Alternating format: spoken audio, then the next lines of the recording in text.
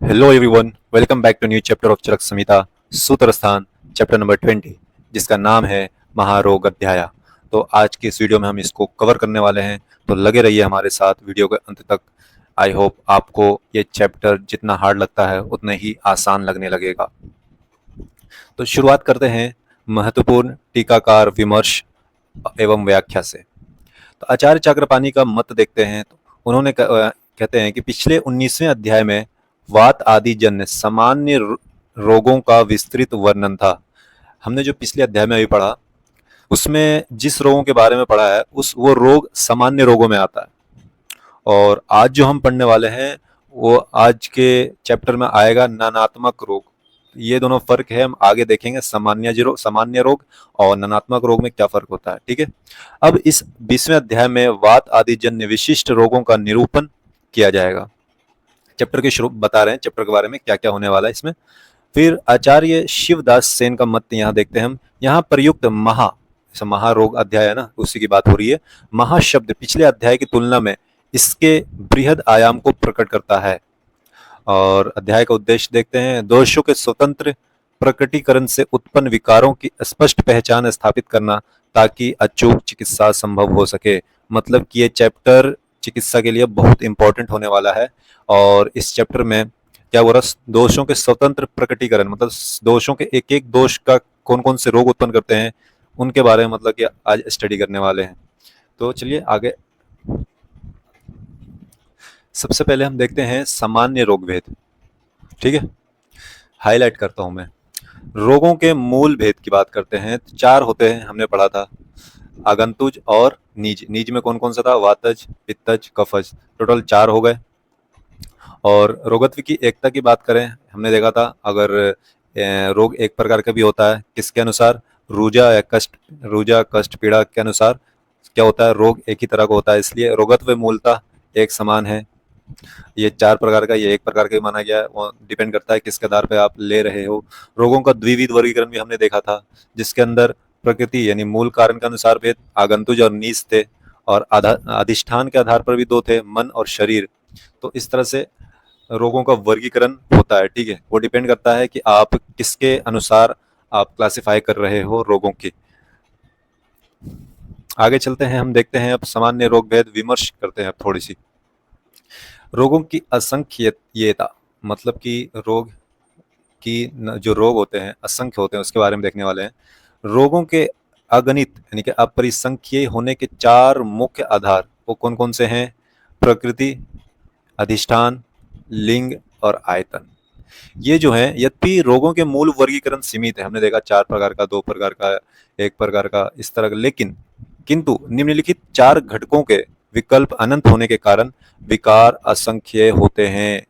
यानी कि ये जो चार जो नीचे दे रखे ना, चार घटक जो दे रखे हैं, चार जो आधार है, इनकी वजह से रोग इन्यूमरेबल हो जाते हैं, मतलब कि असंख्य हो जाते हैं। तो पहला क्या है? प्रकृति है। दूसरा अधिष्ठान, तीसरा लिंग, चौथा आयतन। ये चार मुख्य आधार हैं रोग के असंख्य होने का। तो देखो, हम पहले प्रकृति के बारे में पढ़ते हैं। प्रकृति में क्या है? वात आदि दोषों के स्थूल भेद कितने होते थे? 62 हमने पढ़े थे लास्ट चैप्टर में नहीं, ये शायद 16वां या 17वां चैप्टर में था, आप देख लेना, उसमें था। किंतु तर और तम भेदों से, वो वाली तर तम समझ में आ रहा? तर तम वो वाली कंपैरेटिव वाली है ना, कंपैरेटिव सुपरलेटिव जो होता है उसी की बात हो रही है। जैसे गुड के लिए क्या होगा? कंपैरेटिव। गुड के लिए क्या हो जाएगा? बेटर। और सबसे सुपरलेटिव क्या हो जाएगा?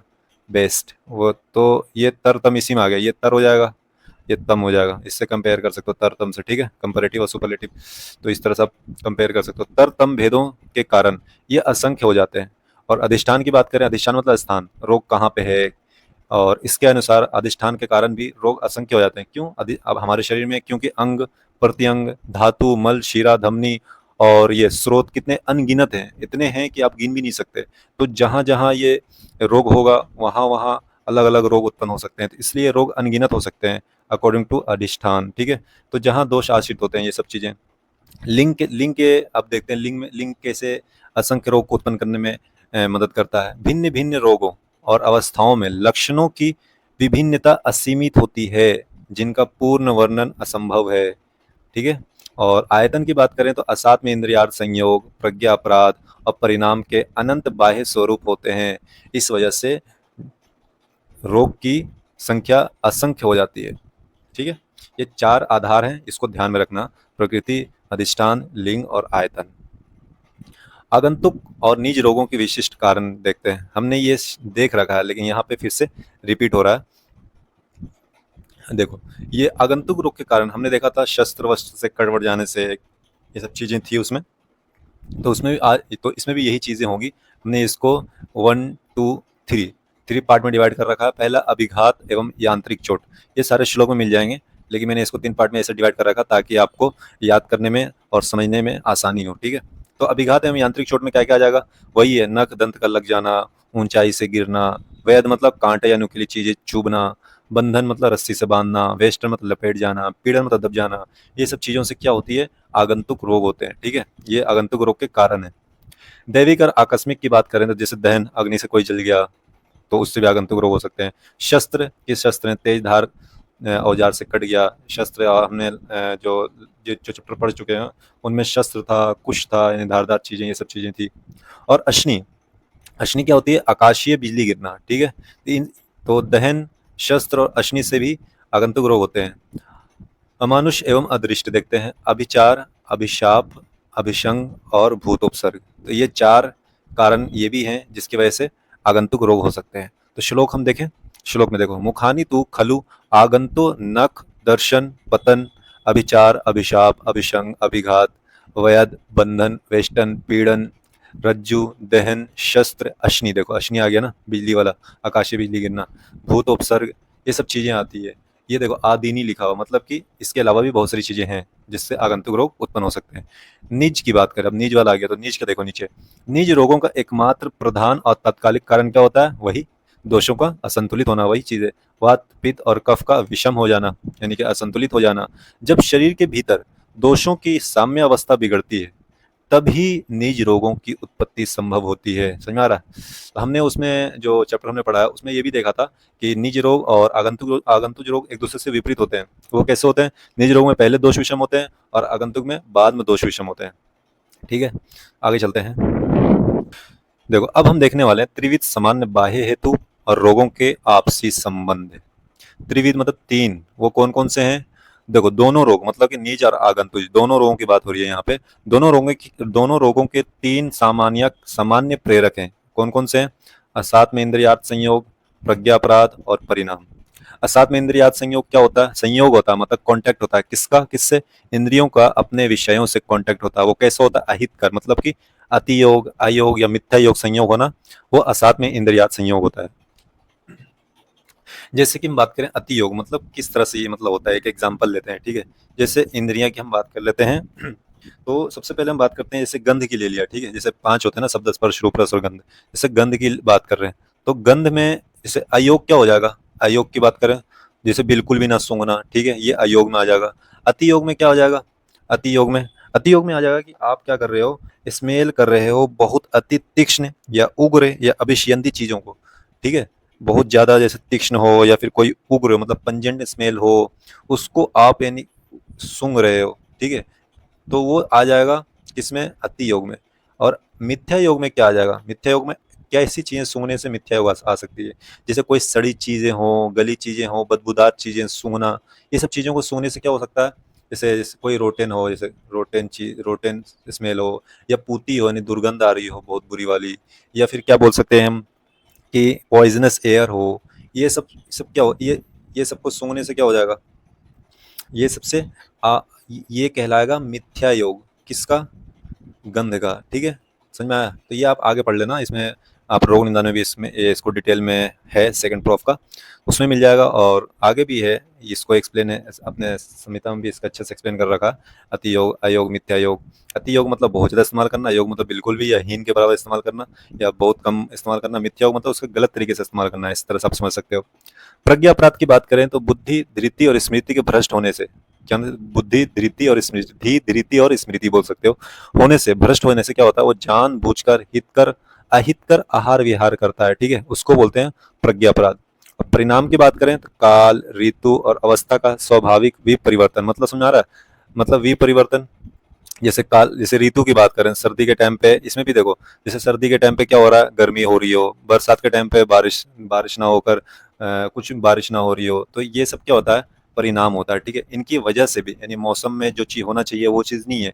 गर्मी के टाइम पे क्या हो रही है, आपको सर्दी लग रही है, तो ये क्या है, परिणाम है। तो ये भी एक डिजीज पैदा करते हैं, ठीक है। ये डिजीज पैदा कर सकते हैं अगर मौसम उल्टा है तो। इसी की बात हो रही है। साथ में इंद्रिया संयोग, प्रज्ञा अपराध और परिणाम, ये 3 कारक ऐसे हैं जो कि बाहरी हैं और ये दोनों रोग पैदा कर सकते हैं, ठीक है। अब देखते हैं विभिन्न भेदों का आपसी संबंध एवं संदेह निवारण क्या है। जब ये चारों रोग क्या होते हैं, जैसे वात पित्त कफज हो गया और आगंतुज, ये चारों रोग की बात हो रही है, अत्यधिक बढ़ जाते हैं तो क्या होता है, ये परस्पर अनुबंधित हो जाते हैं, मतलब कि जुड़ जाते हैं, संयुक्त हो जाते हैं। जैसे आगंतुक चोट बढ़कर दोषों को दूषित करती है और दोषज रोग अत्यधिक बढ़ने पर आगंतुक लक्षणों से जुड़ जाते हैं। समझ रहे, ये है संबंध। इसके बावजूद क्या होता है, ये चिकित्सा में संदेहजनक नहीं होते। क्यों नहीं होते? क्योंकि कुशल चिकित्सक प्रारंभिक और प्रधान लक्षणों के आधार पर अंतर स्पष्ट कर लेता है। मतलब कि जैसे अगर आगंतुज आगंतुज है, रोग है, तो पहले क्या होगा, चोट लगेगी शस्त्र वस्त्र से या कोई पॉइजनस चीज से, किस चीज से चोट लगेगी, फिर उसके बाद उसमें दोष विषम होंगे। इसी तरह से अगर निज रोग है, तो इसमें देखो आगंतुज रोग में प्रधान कौन सा हो जाएगा, चोट वोट लगना, फिर उसके बाद दोष विषम होता है। तो इसमें आगंतुज में सिर्फ ऐसे नहीं कि दोष को विषम करना होता है, दोनों ट्रीटमेंट करना होता है, इसका ट्रीटमेंट अलग होता है। और नीच में क्या होता है, उस दोषों को सिर्फ विषम करना होता है, इसमें दोषों को विषम भी करना होता है और जो चोट लगी है जिससे टिश्यू डैमेज हुआ उसको भी हील करने में हेल्प करना होता है। तो ये है दोनों का संबंध, ठीक है। आगे चलते हैं। अब देखते हैं आगंतुज तथा निज रोगों का विभेदक निदान। आगंतुज रोगों का निदान तो आपको पता ही है। जैसे देखो यहाँ पे है कि चिकित्सा चक्र का सुचारू रूप से चलाने के लिए प्रारंभिक लक्षणों की उत्पत्ति का कालक्रम जानना आवश्यक है। जैसे रोग का प्रकार ले लेते हैं, आगंतुज और निज, ठीक है। आगंतुज में क्या क्या हो जाएगा, प्राथमिक अवस्था में पहले शरीर में क्या होगी, मैं बताया पहले शरीर में आपको चोट लगेगी, ठीक है, बाह्य पीड़ा होगी, कष्ट वष्ट होगा, ठीक है। उसके बाद उत्तर काल में, बाद में क्या होगा, उसके बाद पश्चात क्या होगा, वात पित्त कफ दोषों की विषमता से शरीर में प्रवृत्ति होगी, इन दोषों की विषमता होगी, कहने का मतलब है पहले चोट लगेगी बाद में दोषों की विषमता होगी। इसी तरह से निज रोग की बात करें तो पहले इसमें देखो उल्टा होगा बिल्कुल। हम पहले भी चैप्टर में पढ़ चुके हैं कि निज और आगंतुक दोनों आपस में विपरीत होते हैं एक दूसरे से। तो यहाँ पर भी वही चीज है, पहले शरीर के भीतर वात पित्त कफ विषमता होगी, उसके बाद दोषों के विषम होने के पश्चात क्या होगा, शारीरिक कष्ट और लक्षण प्रकट होंगे। देख लो बिल्कुल उल्टा, पहले यहाँ पे कष्ट हो रहा था तब जाके दोष विषम हो रहे थे, जबकि नीज में पहले दोष विषम होते हैं बाद में शारीरिक कष्ट और लक्षण प्रकट होते हैं। तो यहाँ पे चिकित्सा सिद्धांत सूत्र देखते हैं तो जो लक्षण पहले प्रकट होता है उसे प्रधान माना जाता है तथा जो बाद में जुड़ता है उसे अप्रधान। समझ में आया, प्रधान अप्रधान, जो पहले प्रकट हुआ वो प्रधान, जो बाद में हुआ अप्रधान। प्रधान लक्षण के निराकरण से ही पूर्ण चिकित्सा संभव होती है। मतलब चिकित्सा में किसी करनी होती है प्रधान, जो पहले उत्पन्न हुआ उसकी चिकित्सा करनी होती है। अब बढ़ते हैं आगे, हैं त्रिदोष यानी वात पित्त कफ का शरीर में अधिष्ठान, यानी क्या उनका स्थान, क्या प्लेस है। वात का स्थान देखो, मैं बोलूंगा ये श्लोक आप याद ही कर लो, ठीक है, जो मैं हाईलाइट कर रहा हूँ, हाईलाइट कर देता हूँ मैं। देखो वात का, बस्ती पुरुषाधानाम कटिहि सक्थिनी पादव अस्थिनी पक्वाशश्च वात स्थानानि तत्रापि पक्वाशियो विशेषेण वात स्थानम। मतलब कि वात का स्थान कौन कौन से हैं, बस्ती है, पुरुषाधान मतलब क्या होता है, रेक्टम, जैसे यहाँ देखो नीचे मैंने ये कर रखा है इसको। देखो वात का स्थान बस्ती है, पुरुषाधाना मतलब रेक्टम, कटी मतलब कमर, शक्ति मतलब दोनों शक्ति, शक्ति मतलब उरु की बात हो रही है, ठीक है, उरु। और शक्ति पाद, पाद मतलब क्या होता है, पैर। यहाँ पे दूसरे कलर से मैं हाईलाइट कर, मतलब देखो ये पाद भी, शक्ति मतलब क्या, जंघा आ गया, ठीक है, थाई, पाद मतलब पैर, थाई के नीचे वाला जो पोर्शन है ना, देखो हिप से लेके नी तक शक्तिनी है, ठीक है, और नी से लेके नीचे क्या आ गया, पैर आ गया, उसको पाद बोलते हैं। तो यही है, शक्ति मतलब उरु और पाद मतलब पैर, ठीक है। फिर अस्थियां, अस्थि है, देखो अस्थिनी है तो अस्थियां आ जाएगा, फिर पक्वाशय है। तो ये इतने स्थान होते हैं जहाँ पे वात मतलब कि प्रिडोमिनेंटली पाए जाते हैं। कौन, ये श्लोक याद कर लेना, बस्ती पुरुषाधानम, ये नहीं है, ये हटा दो, ये बस्ती पुरुषाधानम कटी ही शक्तिनी पादव अस्थिनी पक्वाशयश्च वात स्थानानि तत्रापि, उनमें भी क्या है, पक्वाशय जो है वो है मुख्य स्थान है। देखो यहाँ भी विशिष्ट स्थान, देखो यहाँ पे मैंने एक्सप्लेन कर रखा है, विशिष्ट स्थान वात का क्या होता है, पक्वाशय। सिमिलरली अब बात करें हम पित्त स्थान की, श्लोक में देखो पित्त स्थान, स्वेदो रसो लसिका रुधिरम अमाशयश्च पित्त स्थानानि तत्र अपि अमाशयो विशेषेण, यानी इसमें विशेष स्थान कौन सा है, अमाशय। और वैसे कौन कौन से स्थान है? स्वेदो, रस, लसिका, रुधिर, अमाशय, ठीक है। रुधिर, रुधिर मतलब होता है रक्त। तो ये स्थान है पित्त के, स्वेद, रस, लसिका, रुधिर, अमाशय। उनमें भी विशिष्ट स्थान कौन है? अमाशय। तो ये श्लोक आपको याद होना चाहिए, ठीक है। फिर कफ का स्थान देख लेते हैं। उरः शिरो ग्रीवा पर्वाणि अमाशयो मेधश्च श्लेष्मानि श्लेष्म स्थानानि तत्रापि उरो विशेषण। उरो मतलब छाती की बात हो रही है, वक्षस्थल की बात हो रही है। ये विशिष्ट स्थान है या विशेष स्थान बोल सकते हो आप ये कफ का। और कौन कौन सा स्थान है जिसके अंदर कफ, जहाँ पे कफ पाया था? उरा, सिर, ग्रीवा, पर्व मतलब जोड़, ठीक है, अमाशय और मेद। ये स्थान होते हैं जहाँ पे श्लेष में पाए जाते हैं, ठीक है। उसका मेन अधिष्ठान, और मेन अधिष्ठान कहाँ पे? विशेष स्थान कौन सा? कफ का उरा मतलब वक्षस्थल। तो ये श्लोक आप याद रख लेना, ठीक है। अब यहाँ पे वाग्भट एवं टीकाकार का समन्वय देखते हैं। यद्यपि ये दोष संपूर्ण शरीर में विचरण करते हैं, ठीक है, जैसे यहाँ पे बता रहा पित्त का स्थान, वात का स्थान, कफ का स्थान, लेकिन हमें पता है कि ये सारे वात, पित्त, कफ पूरे शरीर में विचरण करते हैं, ठीक है। किंतु लेकिन इन निर्दिष्ट विशिष्ट स्थानों पे जो जो भी स्थान बताया गया, वात का, पित्त का, कफ का, उसकी बात हो रही है, इनके विकारों की अभिव्यक्ति सर्वाधिक स्पष्ट रूप से होती है। समझा रहा है? यहाँ पे सबसे अधिक स्पष्ट रूप से होती है। यहीं से की गई शुद्धि संपूर्ण दोष को शांत करती है। मतलब कि अगर वात प्रकोप हो रहा है, जैसे वात प्रकोप हुआ, तो विशेष स्थान क्या? पक्वाश है। और ये भी है बस्ती, पुरुषदान, कटी, शक्ति, पाद, अस्थि और पक्वाशय। विशेष स्थान पक्वाशय। अगर हम पक्वाशय या फिर और भी जो स्थान है उनको वहां पे जो वात है उसको शांत कर देते हैं तो संपूर्ण दोष शांत हो जाएंगे। इसका ये कहने का मतलब है। तो ये आपको याद होना चाहिए। अब हम देखने वाले हैं ये दोष ही रोग तथा आरोग्य के मूल कारण है।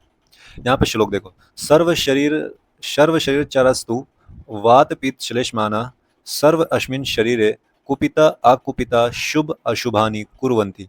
मतलब कि हमारे जो शरीर में वात पित्त कफ होते हैं उनके कुपित और अकुपित होने से शुभ और अशुभ कार्य होते हैं। अगर कुपित हैं तो शुभ कार्य होंगे, और अकुपित हैं मतलब कि विकृत हैं तो अशुभ कार्य होंगे।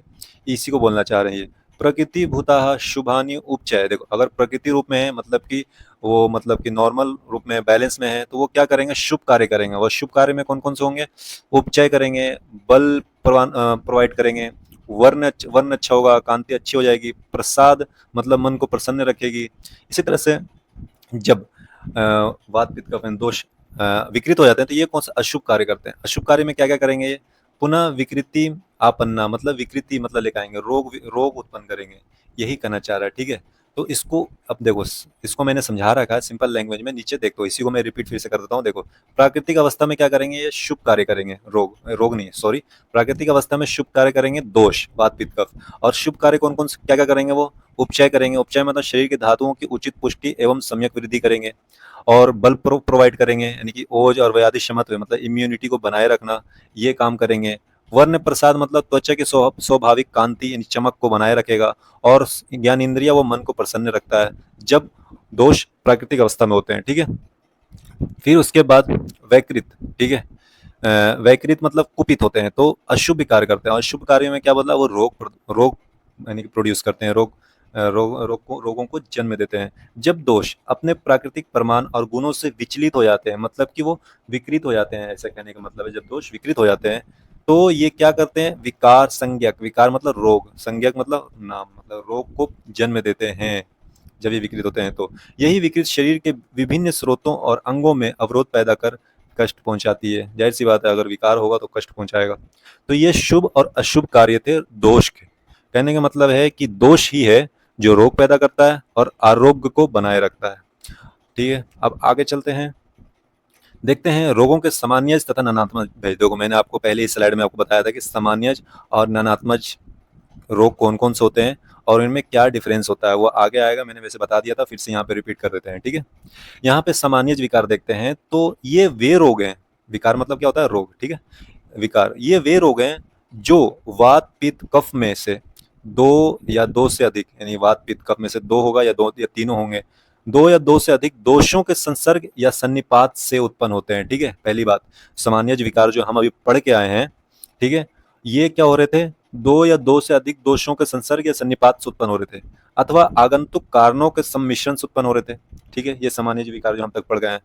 लेकिन अब ननात्मज विकार देखो, ननात्मज विकार में क्या? ये वे रोग हैं जो केवल और केवल किसी एक ही दोष के कारण होते हैं, समझ में आया डिफरेंस? सामान्यज और ननात्मज। ननात्मज में केवल एक दोष के कारण विकार होता है, और जबकि ननात्मज में केवल एक दोष के कारण होता है रोग, और सामान्यज में दो या दो से अधिक दोषों के संसर्गत या सन्निपात से होता है। ये कारण है सामान्यज विकार और ननात्मज विकार। अब ननात्मक विकार में ही देखते हैं, इनमें दूसरे दोषों का अनुसंग या सम्मिश्रण नहीं होता। इसमें देखो, इस 20वें अध्याय में हम यही पढ़ने वाले हैं। इन्हीं विशिष्ट रोगों का विवरण प्रस्तुत है। जैसे वातज ननात्मज विकार, मतलब कि ननात्मज मतलब सिर्फ वात के कारण होने वाले रोग कितने होते हैं? 80 प्रकार के होते हैं। इसी तरह से पित्तज ननात्मज विकार, यानी पित्त के कारण होने वाले रोग 40 होता है, मतलब 40 प्रकार का होता है। कफज ननात्मज विकार 20 होता है। देखो ये जो है ना, अशीति, चत्वारिंशत, विंशति, ये सांस्कृतिक टर्म्स हैं। अशीति मतलब 80 होता है, ठीक है, अशीति। चत्वारिंशत मतलब 40, विंशति मतलब 20, ठीक है।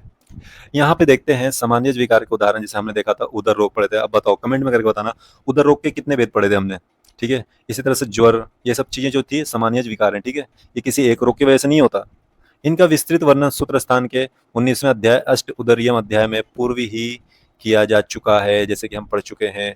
आज हम पढ़ने वाले हैं ननात्मज विकार। तो अब अपना होता है चैप्टर स्टार्ट, ये मेन, ठीक है। अब देखो इसमें 80 ननात्मज विकार, 80 तो आप याद नहीं रख सकते, ठीक है, पहली बात। तो जो ज़्यादा इस्तेमाल होता है ना, उनको ध्यान में रखने की कोशिश करना। जो आपका आगे पढ़ोगे, जैसे देखो नक भेद, पाद सुप्तता, ये हर जगह आपको देखने को मिल जाएगा। पाद शूल, शूल जितने भी होंगे ना सारे इसमें आ जाएंगे, ननात्मज विकार में आ जाएंगे। पाद भ्रंश, भ्रंश मतलब होता है अपने स्थान से थोड़ा सा हट जाना, ठीक है, ठीक है। पाद भ्रंश, गुल्फ ग्रह, पिंडिको उद्वेष्टन, ये आता है, ठीक है, ये इंपॉर्टेंट है। और कौन कौन से मैं बता दूं आपको, कौन कौन से आपको ध्यान रखना। गिरिद्रसी, ये ध्यान रखना। जानुभेद, देखो जितने भेद और पीड़ा, भ्रंश, शूल, ये सब क्या होते हैं? ये वात के ही ननात्मज विकार होते हैं। जानु विश्लेष, उरु स्तंभ, स्तंभ भी क्या होता है? ननात्मज विकार होते हैं वात के। उरु स्तंभ याद रख सकते हो। गुद भ्रंश और ये गुद आरती, ये सब चीजें। और कौन कौन सा इंपॉर्टेंट है? मन्य स्तंभ याद रखना, ये आता है बहुत जगह। और त्रिग्रह, ये भी आता है। उदावर्त भी आता है। शेफ स्तंभ याद रख लेना। जानुभेद भी चाहो तो याद रख लो। इसमें देखो, इसमें से ननात्मक विकार में से कम जो 10 तो याद रखो ही रखो। अब मैं बता रहा हूँ कौन कौन से। गुदरती, निश्रोणी भेद, कुब्ज, पार्श्व, वक्षुदर, ग्रीवा स्तंभ याद रख सकते हो। ओष्ट भेद, चलो छोड़ो, हनुभेद, ये सब चीजें जो जितने भेद शूल ये सब है ना, वो जाहिर सी बात है किसके होंगे? वात के ही होंगे, ठीक है। अब आगे चलते हैं। देखो भेद भेद भेद, अक्षि भेद, दंत भेद, ये सब चीजें सारे इसी के ही होंगे। देखो मुकत्व, गूंगापन भी वात की वजह से होता है। अरस ज्ञाता, स्वाद नष्ट होना, वात की वजह से होता है। ये सब उच्चाई श्रुति, तिमिर याद रखना। देखो तिमिर याद रखना, अंधेरा छाना, ये वात की वजह से होता है, ठीक है। डंडक, जिरिम्बा, जिरिम्बे वात की वजह से होता है। रोक्ष, ये तो देखो ये सब आपको याद होना चाहिए। देखो जो इंपॉर्टेंट है वो मैं आपको टिक करता जा रहा हूँ। देखो रोक्ष, शरीर की रुक्षता, ठीक है। ये अनअवस्थित चित्त, यानी कि अस्थिर मन, ये भी याद रखना, इंपॉर्टेंट है। अस्वप्न, अनिद्रा मतलब निद्रा नहीं आ रही, तो मतलब वात उसका बढ़ा हुआ है। अति प्रलाप, ये भी बहुत अच्छा एग्जाम्पल है, याद रख लेना। और त्वचा श्याव होना, ये देखो श्याव, अरुण अवस्था, श्याव हो जाना, काला, अरुण मतलब रेड होना, ये भी वात की पहचान होती है, यूनिक प्रॉपर्टी होती है। पारुष्य, ये भी याद रख लेना। हिक्का याद रखना, ठीक है, हिक्का एक बीमारी है जो वात की वजह से होती है। तम, अंधेरा छाना, ठीक है। भ्रम मतलब चक्कर आना, ये सब चीजें वात की है। तो अर्दित, अर्दित भी याद रख लेना। तो ये देखो इतने सारे हैं, आपको जो याद होता है ना इसमें याद रख लेना, ठीक है। जो इंपॉर्टेंट था मैंने बता दिया। अब चलते हैं आगे। देखो ये ज्यादा इंपॉर्टेंट है, उसमें से है ना, जो अभी हम स्लाइड देख के आए इसकी बात कर रहा हूँ मैं, जो हम स्लाइड 80 ननात्मक विकार, इसमें से 5-10 जितना हो सके याद कर लेना, ठीक है। जैसे एग्जाम्पल लिखने का आया तो कुछ ना कुछ तो लिखो ना, तो वो याद कर लेना। और उसके बाद ये वेरी वेरी इंपॉर्टेंट है, वेरी वेरी इंपॉर्टेंट, ठीक है। हो सके तो इसके श्लोक ही याद कर लो। ये है क्या? स्वाभाविक गुण। ये क्या? वायु के स्वभाव, ये याद कर लोगे ना तो आपके जो है ना, जैसे वातज निदान, पित्तज निदान, कफज निदान, ये सब चीजें है ना, आपके सारे मतलब क्लियर हो जाएंगे। मजा आ जाएगा आपको, हर जगह याद करने की जरूरत नहीं पड़ेगी। तो ये देखो वायु के स्वाभाविक गुण देखते हैं। ये गुण सहज सिद्ध हैं और कभी नहीं बदलते वात के, ठीक है, इसलिए ये इंपॉर्टेंट हो जाता है। रोक्ष, शैत्य, लाघव, वैशद्य, गति, अमूर्तत्व, अनवस्थितत्व। मतलब कि रोक्ष मतलब रूखापन, शैत्य मतलब शीतलता, लाघव मीन्स हल्कापन, वैशद्य मतलब विशदता, मतलब जो गैर पिछल चिपचिपा ना हो, साफ सुथरा हो। गति में चंचलता, अमूर्तत्व में निराकार होना, मतलब कोई शेप वेप नहीं होता इसका। अनअवस्थितत्व मतलब अस्थिर स्वभाव, यानी कि मतलब स्टेबल नहीं होता, उसका मन चंचल होता बहुत ज्यादा।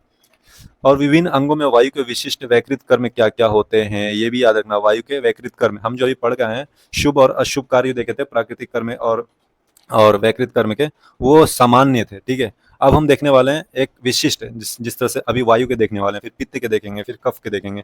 तो वायु के विशिष्ट वैकृत कर्म क्या होता है? वायु का होता है देखो गति विभ्रम, संस, भ्रंश, व्यास और संग। ये जहां भी दिख जाए ना, जिसके साथ भी, जैसे गुद भ्रंश हो गया, ठीक है, मल संग हो गया, ये सब ऐसे से दिख जाए तो आप समझ जाना कि ये किसकी वजह से हो रहा है, वात की वजह से हो रहा है। तो ये टर्म जो है ना, संस, भ्रंश, व्यास, संग, ये तो ध्यान में रखना ही रखना। मैं तो बोलता हूँ इसको रट जाओ, दम रट जाओ, जैसे कुछ भी करो, लेकिन ये बहुत ज्यादा इंपॉर्टेंट है। तो गति विभ्रम मतलब संस मतलब क्या होता है? अंग का खिसकना। भ्रंश मतलब अंग का दूर हटना, यानी थोड़ा सा साइड में, मतलब भ्रंश मतलब अपने जो स्थान है उससे थोड़ा सा दूर हट जाना, भ्रंश होता है। व्यास मतलब फैल जाना, विस्तृत होना। संग मतलब रुकना, ठीक है, मल मूत्र का रुकना, उसको संग बोलते हैं। तो संस, भ्रंश, व्यास, संग, ये संस संग देखो, साथ साथ भ्रंश व्यास, तो ये चार गति विभ्रम के होते हैं। और पीड़ा के प्रकार कौन कौन से होते हैं? जब वात की बीमारी होती है तो वात के विकार, वैकृत कर्म वात के, भेद, तोद, व्यथा और शूल। ये आपको अभी मैं देखो, अभी फिर से हम जाने वाले हैं पिछले स्लाइड पे, फिर मैं आपको दिखाऊंगा कि ये कितना इंपॉर्टेंट है। भेद, जहां भी भेद दिख जाए तो समझ लेना कि वात है। तोद दिख जाए वात है, व्यथा दिख जाए वात है, शूल दिख जाए वात है। ये ऐसा कर्म है जो वायु के विशिष्ट वैकृत कर्म है। तो भेद मतलब क्या होता है? चीरने जैसी पीड़ा को भेद बोलते हैं। तोद मतलब सुई चुभने जैसी पीड़ा को तोद बोलते हैं। देखो सबका अलग अलग पीड़ा है। भेद मतलब चीरने जैसा, और तोद मतलब सुई चुभने जैसी पीड़ा। व्यथा मतलब दबाने जैसी पीड़ा, उसको व्यथा बोलते हैं। शूल मतलब पीड़ा समझ लो। फिर क्रियात्मक परिवर्तन में कौन कौन सा आता है? कंप, कंप भी वायु का देखो, कंप, चाल, चेष्टा, संकोच मतलब सिकुड़ना, स्तंभ मतलब जकड़ जाना, ये भी किसके हैं? सारे वात के वैकृत कर्म हैं। स्वाद व वर्ण कैसे हो जाएगा? वात अगर वैकृत होगा तो स्वाद हो जाएगा कसाय, मुख का स्वाद कैसे हो जाएगा? कसैला या वीरस हो जाएगा, मतलब कोई स्वाद नहीं होगा, ठीक है, याद रखना, बहुत इंपॉर्टेंट है। और वर्ण मतलब कैसे, कलर कैसे हो जाएगा? अरुण वर्ण का हो जाता है, ठीक है। और ये देखो सुप्ति, सुप्ति मतलब शून्यता पड़ जाता है। ये जो है ना देखो, अब मैं इसकी आपको इंपॉर्टेंस अब दिखाने वाला हूँ। देखो अब जहां भी देखो भेद, देखो ये भेद, भेद कैसे? सुई चुभने जैसी पीड़ा, सुई चुभने जैसी पीड़ा, और ये हो गया। और देखो अस्तता, कषाय अस्तता, कसैला हो जाता है, ठीक है। संग, देखो संग आ गया, संग आ गया ना। अब देखो रुक, रुक मतलब रूजा, ठीक है। तम, हिक्का, श्वास, भ्रम, वध, स्फुटन, ब्रूदस, स्तंभ आ गया, ठीक है। संकोच आ गया, और अरसज्ञता भी था उसमें, ठीक है। और ठीक है। और देखो अभी और दिखाता हूँ मैं, देखो फर्स्ट स्लाइड में कितना होगा, देखते जाना बस। भेद, शूल, भ्रंश, ग्रह, और सुप्तता मतलब शून्यता पड़े थे ना, सुप्तता हो जाता है। और फिर क्या कहाँ, जानुभेद, जानु विश्लेष, अर्थी, भ्रंश आ गया, पागल्य, भेद आ गया।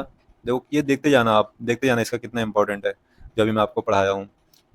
उद्वेष्टन, हन्मो, हृद्रव, गिरवा, स्तंभ आ गया, भेद फिर से आ गया, भेद फिर से आ गया, ठीक है। तोद, देखो तोद आ गया, स्तंभ आ गया, देख रहे हो?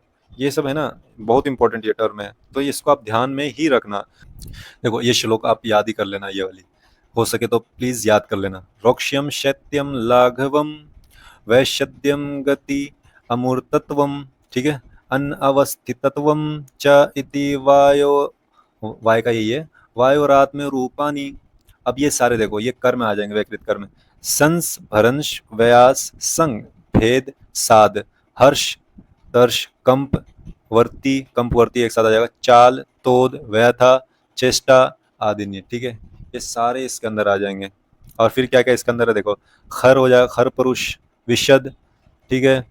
फिर अरुण वर्ण आ गया, ठीक है। कषाय अस्तता आ गया, विरस्य, विरस्य मुख, विरस्य मुख आ गया, शोष आ गया, शूल आ गया, सुप्ति आ गया, संकोच, स्तंभन भी आ गया, ठीक है। नख, जता आदि, ये सब चीजें आ गई, ठीक है।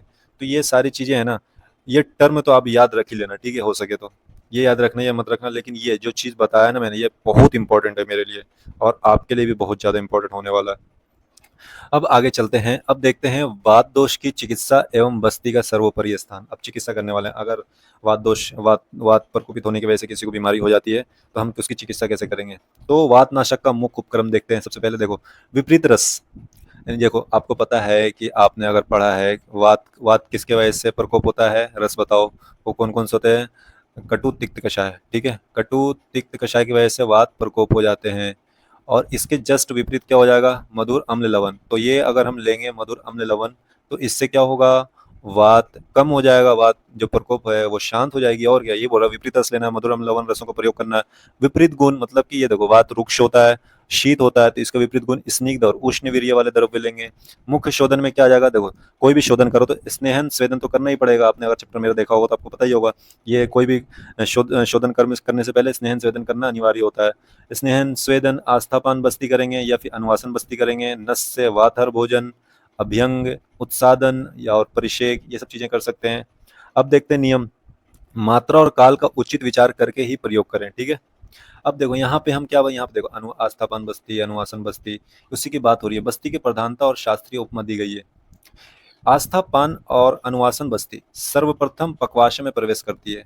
हम जैसे आस्थापान अनुवासन बस्ती देते हैं तो वो सबसे पहले कहाँ जाकर प्रवेश करती है, पक्वाशय में। आपको पता होगा पक्वाशय वात का विशेष स्थान है, जो वात का मुख्य मूल स्थान है, और वहीं पर समस्त वैकृत वायु के मूल को काट देती है अनुवासन आस्थापन बस्ती।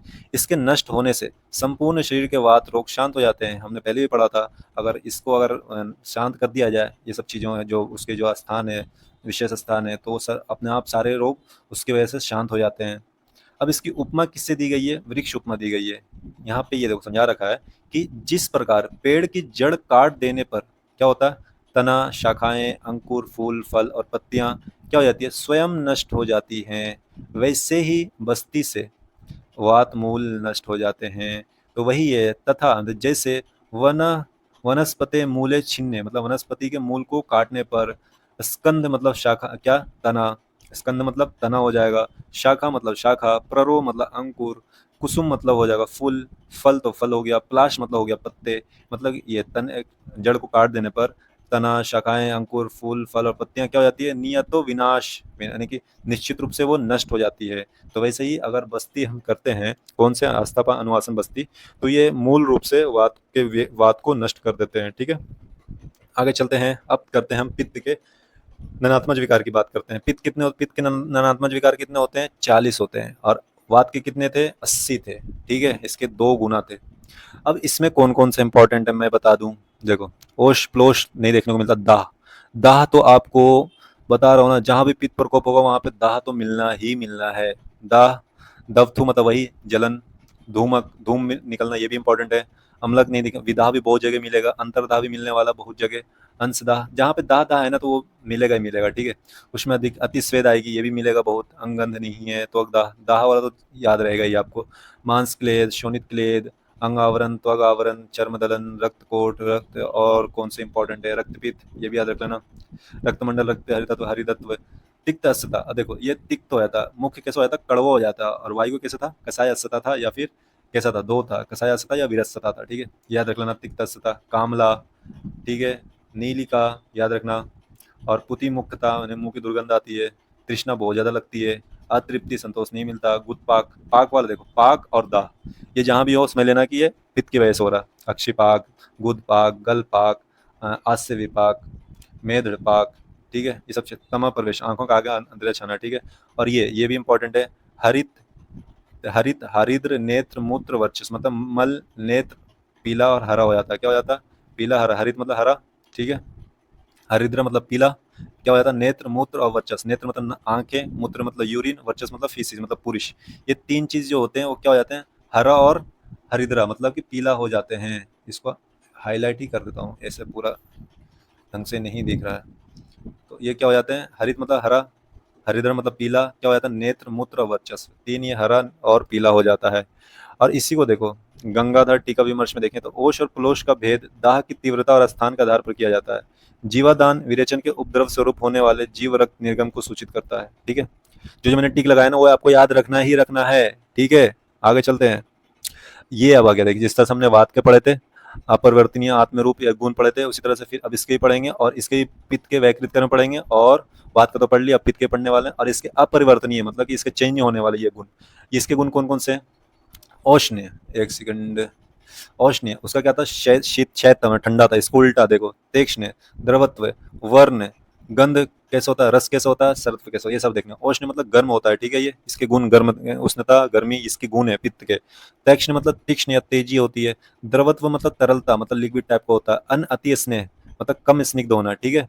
वर्ण इसका कैसा होता है, देखो वात का कैसा वर्ण था, शव और या फिर अरुण था, ठीक है। इसका श्वेत या अरुण होता है, ठीक है। श्वेत या अरुण नहीं होता, इन दोनों को देखो, श्याव अरुण, देखो ये जो है ना, श्याव और अरुण, ये वात की वजह से होता है, ठीक है, श्याव या अरुण, ये वात की वजह से होते हैं। तो यही बोल रहा, श्वेत तो कफ की वजह से होता है और अरुण वात की वजह से होता है, यानी कि वात और कफ वाले को छोड़कर छोड़कर शेष सभी वर्ण, नीला पीला हरा, सारे किसकी वजह से होते हैं? पित्त की वजह से होते हैं। गंध कैसे होता है? विश्र मतलब कच्चे मांस के समान गंध होते हैं। और रस कैसा होता है? कटु और अम्ल, ठीक है, याद रखना। सरत्व मतलब गतिशीलता रहती है और प्रवाहिता होती है। अब इसके वैकृत कर्म की बात कर लेते हैं, ये भी बहुत इंपॉर्टेंट है, ये सारे टर्म आपको पता होना चाहिए, मैं आपको बार बार कह रहा हूँ। अब इसके जब पित्त किसी धातु या अवयव में प्रवेश करता है तो ये लक्षण प्रकट करते हैं, कौन कौन सा? दाह और उष्णता, फिर दूसरा पाक, स्वेद अधिक एवं क्लेद, कोथ और राग। दाह मतलब और उष्णता आपको पता ही है, दाह मतलब जलन और गर्मी पैदा करना, उष्णता मतलब गर्म पैदा करना, पाक मतलब व्रण फोड़े फुंसिया आदि का निर्माण करना और उन्हें पकाना, फुंसिया यानी फोड़े फुंसिया बनाना और उनको पकाना, इसका काम होता है पित्त का। पाक, दाह, पाक, उष्णता, स्वेद अधिक, देखो उष्ण है तो जाहिर सी बात है ज्यादा पसीने आएंगे, ज्यादा पसीने आएंगे तो ज्यादा गीलापन महसूस होगा, वही चीज है। फिर स्वेद अधिक एवं क्लेद, फिर कोथ और स्राव पैदा, कोथ मतलब सड़न, सड़न और स्राव पैदा करता है। इसी तरह से राग मतलब लालिमा, प्रभावित स्थान को लाल करता है। ये सारी चीजें हैं, ठीक है। इसको देखो इसी तरह से श्लोक श्लोक में भी दे रखा है, औष्ण्यम, तैक्ष्ण्यम, द्रवत्वम, अन अति स्नेह मतलब कुछ ज्यादा स्नेह नहीं होता। वर्ण कैसे होता है? शुक्ल अरुण वर्जित, शुक्ल और अरुण को छोड़कर, ठीक है, सारे वर्ण होते हैं। गंध कैसे होता है? विश्र के समान होता है, कच्चे मांस के समान। रस कैसे होता है? कटु और अम्ल होता है। सरत्वम भी इसके एक गुण है। पित्तस आत्मरूपानी, यानी पित्त के ये ऐसे गुण है जो परिवर्तन नहीं होते हैं। और इसके वैकृत कर्म कौन कौन से हैं? दाह, उष्ण, पाक, स्वेद, अधिक्य, क्लेद, कोथ, कंडू, श्रावण, राग, ठीक है, ये सारी चीजें इसके होते हैं पित्त के। तो ये आपको कहीं जाने की जरूरत नहीं है, ये टर्म याद जरूर रखना, ये जो चीजें हैं बहुत इंपॉर्टेंट है, बार बार मैं कह रहा हूँ। अब पित्त दोष की चिकित्सा देखो, वात की भी पढ़ते चिकित्सा, पित्त की भी पढ़ने वाले चिकित्सा। तो पित्तनाशक मुख्य चिकित्सा सिद्धांत क्या है? उसके विपरीत रस देंगे, जिस तरह से हमने वात के विपरीत रस दिया था, इसके पित्त के विपरीत रस कौन कौन से हो जाएंगे? मधुर, तिक्त और कषाय, आपको पता ही है। मधुर, तिक्त, कषाय क्या है? पित्त को शमन करता है। विपरीत गुण क्या हो जाएंगे? ये क्या अभी देख हमने पढ़ा, उष्णता, इसकी उष्ण गुण होता है तो इसके शीतवीर्य वाले उपक्रम करवाएंगे। मुख्य साधन मतलब वही स्नेहन और स्वेदन करने के बाद विरेचन करवाएंगे, शीतल लेप देंगे, परिषेक करवाएंगे, अभ्यंग करेंगे, अवगाहन करेंगे। फिर नियम क्या है? औषधि की मात्रा और काल का पुण्य विचार करके प्रयोग करेंगे, ठीक है। अब विरेचन यहाँ पे बता रखा, विरेचन की प्रधानता और अग्निगिरी उपमा, इसमें दो चीज, विरेचन मतलब क्यों करवाते हैं उसकी बात बता रहे हैं कि समस्त पित्तनाशक उपायों में विरेचन कर्म सर्वश्रेष्ठ माना गया है। समझ में आ रहा है? जो भी पित्त, अगर पित्त बढ़ जाता है ना तो विरेचन उसके लिए सबसे बेस्ट माना गया है चिकित्सा में। विरेचन औषधि सर्वप्रथम क्या करती है? आमाशय में पहुंचकर, और वो अनुवासन और आस्थापन बस्ती कहाँ जा रही थी? पक्वाशय में, जो वात का मूल स्थान था, ये अमाशय में जो पित्त का मूल स्थान है, तो वहां पहुंचकर वहां संचित कुपित वैकृत पित्त को क्या करती है? जड़ सहित बाहर निकाल देती है। देख रहे हो? तो इसकी उपमा कुछ ऐसे है कि जिस प्रकार तपे हुए घर या भट्टी में जली हुई अग्नि, भट्टी में जलती हुई अग्नि को बाहर निकाल देने या बुझा देने पर वह संपूर्ण गिरी स्वतः ही शीतल हो जाता है, वैसे ही आमाशय से पित्त मूल निकलने पर पूरा शरीर शांत हो जाता है। कितनी शानदार उपमा है, समझ में आया क्यों पित्त विरेचन पित्त के लिए प्रधान माना गया? इसी तरह से कफ के देखो, सबसे देखो, हम सबसे पहले हमने पढ़े वात के कितने थे? नानात्मक विकार 80 थे। फिर इसके आधे कितने हो गए? पित्त में 40। फिर इसके आधे वात में, कफ में कितने हो जाएंगे? 20। ऐसे याद रख सकते हो, 80 40 20 ऐसे याद रख सकते हो, हाफ हाफ कर देना, ठीक है, याद रह जाएगा। तो कफ के 20 नानात्मक विकार कौन कौन से हैं? तृप्ति याद रख लेना, सदा पेट भरा लगना, ऐसा तृप्ति में देखो, ये जो है ना, ये जो आपके लिए स्लाइड जो बना के लाया हूँ, ये बहुत आपके लिए यानी क्या बहुत बेनिफिशियल और क्या कहते हैं, क्या कह सकते हैं उसके लिए कि आपके लिए बहुत फायदेमंद होने वाला, क्योंकि सारे टर्म्स के इसमें मीनिंग्स दे रखे हैं, तो आपको समझ के इधर उधर कहीं डिक्शनरी या फिर कोई कहीं जाने की जरूरत नहीं है आपको, बस ये स्लाइड देखो और पढ़ते रहो। तृप्ति मतलब सदा पेट भरा भरा रहना। तंद्रा, ऊनी या सुस्ती, देखो ये जो मैं टिक लगा रहा हूँ ना, ये इंपॉर्टेंट है क्योंकि ये हर जगह आपको मिल जाएगा वैकृत कर्म में, ठीक है। तंद्रा, निद्रा, दिक्क आना, ये भी आ जाएगा। स्थैमित्य, ये तो यूनिक, ये सारी यूनिक प्रॉपर्टी है, निद्रा, दिक्क, स्थैमित्य, तंद्रा, तृप्ति, गुरु गात्रता, और फिर आलस्य, मुख माधुर्य, देखो सबका देखो, मुख इसमें मधुर्य हो रहा था, पित्त में क्या हो रहा था, और वात में क्या? वात में कषाय हो रहा था, पित्त में क्या हो रहा था बताना, ठीक है। मुख स्राव, अपक्ति, गलगंड, ये देखो इसमें श्वेत हो रहा है, श्वेत, नेत्र, मूत्र, वर्चस। अब पित्त में क्या हो रहा था? हरित और हरिद्रा, मतलब कि हरा और पीला हो रहा था, नेत्र, मूत्र, वर्चस। और ये हो गया बलासक, अपक्ति, मल से अधिक, मल बहुत अधिक निकलता है, ठीक है। हृदय उपलेप, ये याद रखना। अति स्थौल्य, ये भी याद रख लेना, ठीक है। ये जो मैं टिक लगा रखा ना, उसको तो याद रखना ही रखना है, ठीक है। ये सारे इंपॉर्टेंट है। अब आगे चलते हैं हम, अब इसके भी देख लेते हैं। अपरिवर्तनीय आत्म रूप और वैकृत कर्म।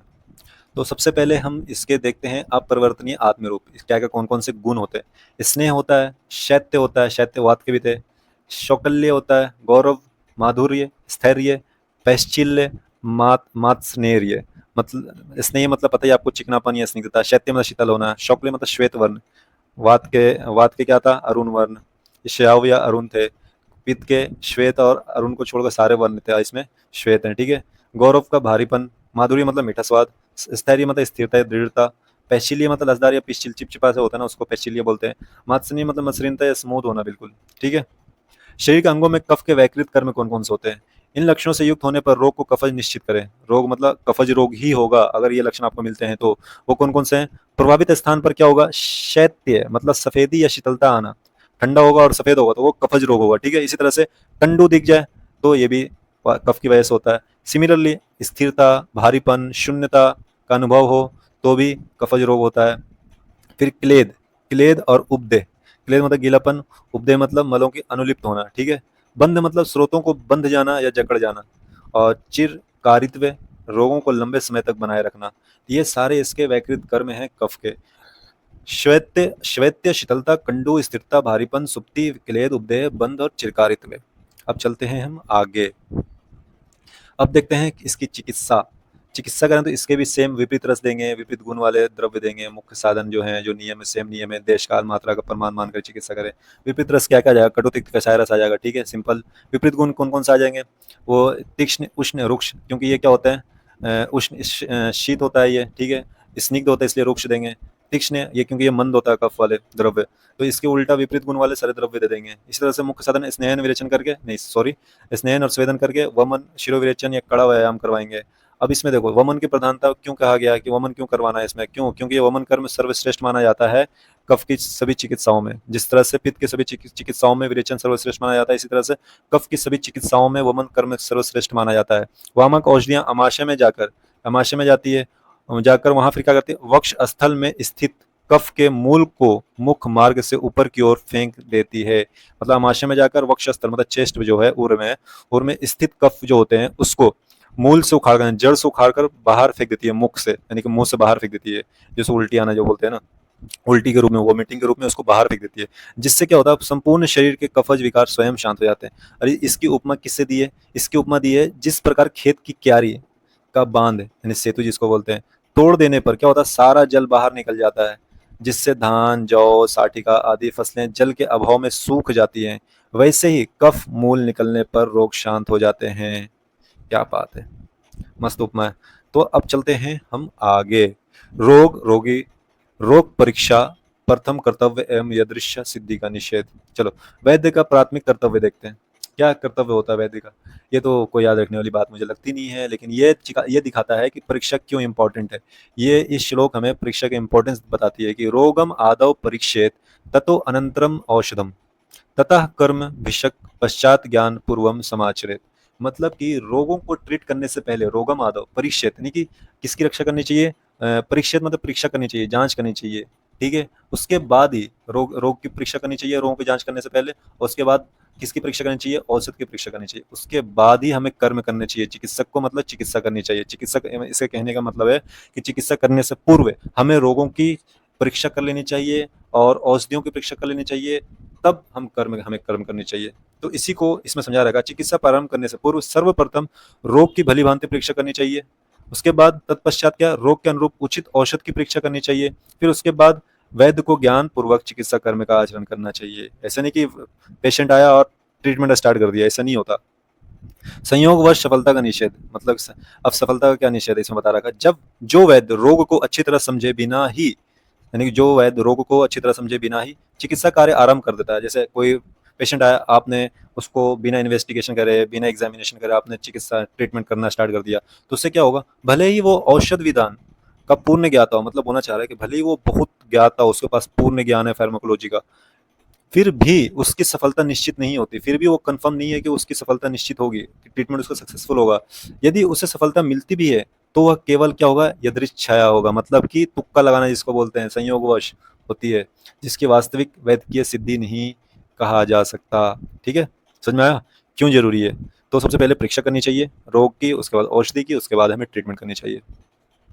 अब बात करते हैं हम आदर्श, कुशल वैद्य और निश्चित सफलता की शर्तें देख लेते हैं। आचार्य आत्रे के अनुसार जिस चिकित्सक के निम्नलिखित 4 योग्यताएं होती है, उसकी सफलता असंशय होती है। मतलब कि ये जो 4 क्वालिटी है वैद्य के, अगर ये चीज़ है तो उसमें उसकी जो ट्रीटमेंट की सक्सेस रेट होती है वो बिल्कुल हमेशा सक्सेस, मतलब कि ट्रीट हमेशा सक्सेसफुल होता है उनका ट्रीटमेंट जो भी करते हैं वो।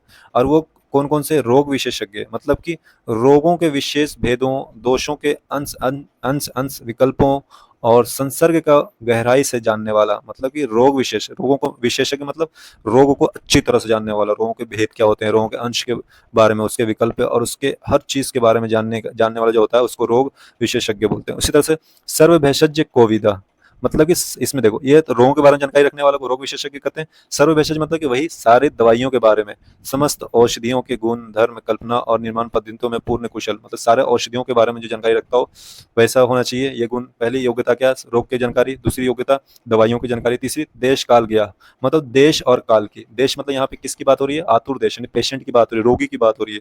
और वर्तमान काल जैसे ऋतु व आदि को समझने वाला हो।